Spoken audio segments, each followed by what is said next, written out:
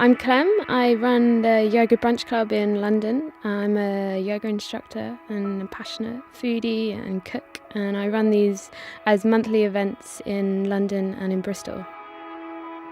My name is Mira Manek and I have always lived in London. I moved abroad for a few years. I lived in Dubai and I travelled a lot as a travel journalist. I was not eating the right foods and then started doing yoga and really got into it.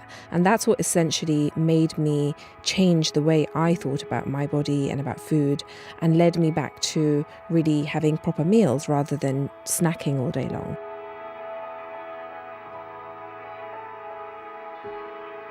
I came to yoga when I was about 21. At the time, I'd been recently diagnosed with rheumatoid arthritis, and I found it a very useful tool to actually really start moving my joints again.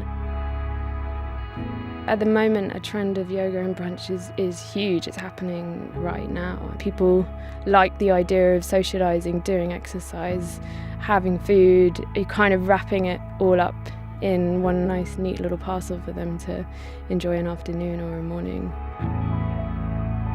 We get a real mix of attendees, mums, daughters, girlfriends, boyfriends. The Yoga Brunch Club was a way to get people coming to try out yoga, and if they didn't necessarily like it, then there would always be the brunch element.